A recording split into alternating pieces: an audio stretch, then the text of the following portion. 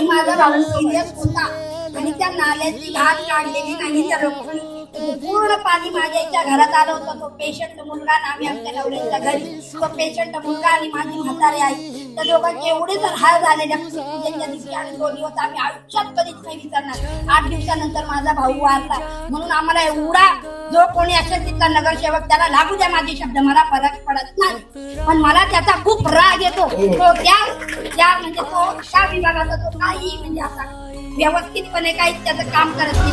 आणि तिथल्या नाल्या रस्ते त्या पट्टीच्या बाजूची घाट तिथं तर आता मी स्वतः मराठा सेक्शन मध्ये राहते आणि त्या भीमपाणी एरियात जायला बोलले ना तर मला एवढी घाण वाटते त्या एरियात असा पाय ठेवला. तर तुम्हाला जर काही डेव्हलपमेंट करायचं असेल आत्ताचे जे आहेत कोणी त्यांनी त्या एरियाला डेव्हलपमेंट करा आणि त्यांना जे जुने होते ना त्यांना तुम्ही करून दाखवा की आम्ही काय चीज आहे. तेव्हा आम्हाला पण बरं वाटेल, त्यांना पण जरा बरं वाटू द्या की आम्ही काय चीज होतो आणि हे लोक आता काय विषय दे.